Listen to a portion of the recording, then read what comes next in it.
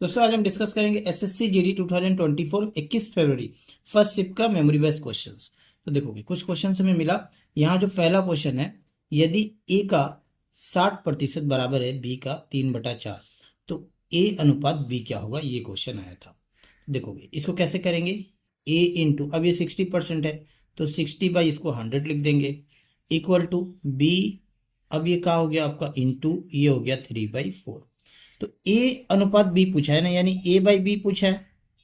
ठीक है, इसका वैल्यू आपसे पूछा है, तो हम यहां से भी क्या करेंगे, ए बाई बी पहले फाइंड करेंगे। तो देखोगे अब ये जीरो से तो जीरो यहाँ हम कैंसिल कर सकते हैं।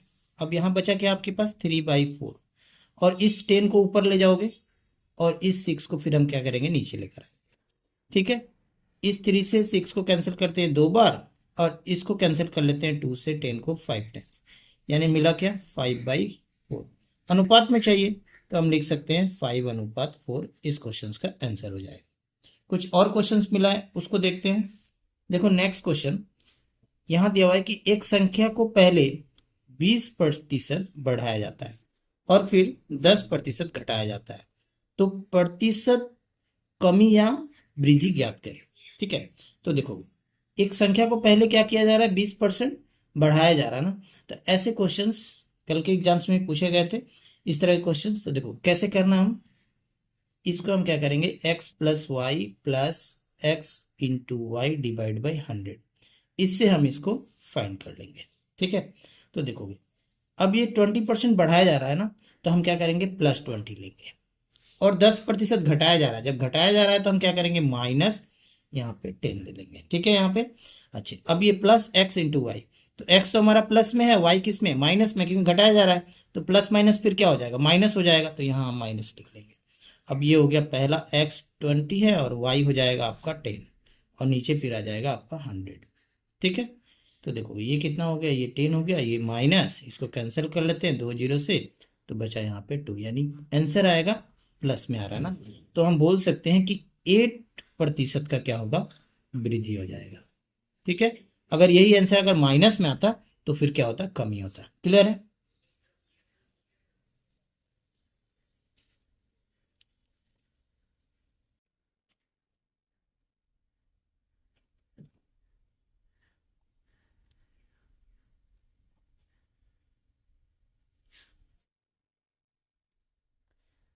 Next question, profit and loss से क्वेश्चंस आया था। यहाँ है 240 में एक वस्तु को बेचने पर एक व्यक्ति को 10% का हानि होती है, तो 20% लाभ कमाने के लिए उससे इस वस्तु को किस कीमत पर बेचना चाहिए। तो देखोगे हमें कॉस्ट प्राइस नहीं पता, तो हम क्या करते हैं, कॉस्ट प्राइस को एज्यूम कर लेते हैं 100। ठीक है, यहाँ तक। अब एक व्यक्ति को 10% का हानि हो रहा है, कब, जब 240 में वस्तु को बेच रहा है, तो इसका हम क्या करते हैं, 10% फाइन कर लेते हैं। 10% फाइन करेगा तो क्या आएगा, 10 ही आएगा, यानी कितने में सेल करेगा, फिर बोलोगे 90 रुपीज में सेल करेगा।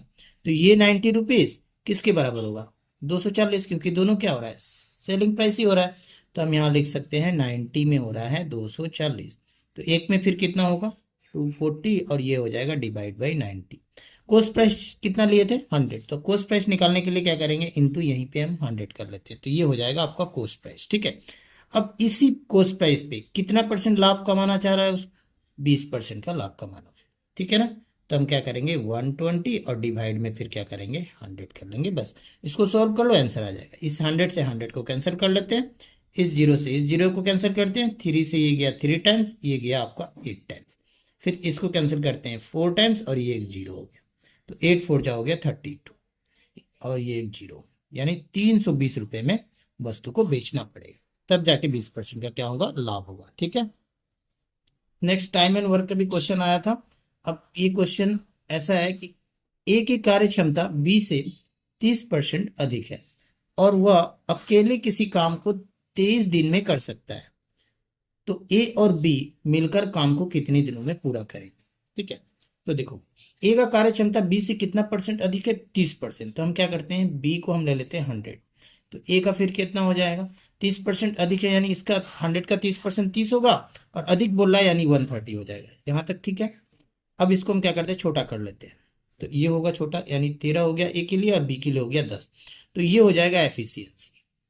क्लियर है, तो देखोगे ए का एफिशिएंसी 13 हो गया, बी का एफिशिएंसी हो गया 10, और वह अकेले किसी काम को 23 दिन में, यानी कौन कर रहा है, ए कर रहा है ना 23 दिन में, तो टोटल वर्क हम लोग फाइंड कर सकते हैं। बस 23 इंटू क्या करेंगे, ए के लिए हो रहा है ना ये, तो ए का एफिशिएंसी कितना है 13 है, तो यहाँ पे हम 13 लिख लेंगे, यानी ये हमारा टोटल वर्क आ गया।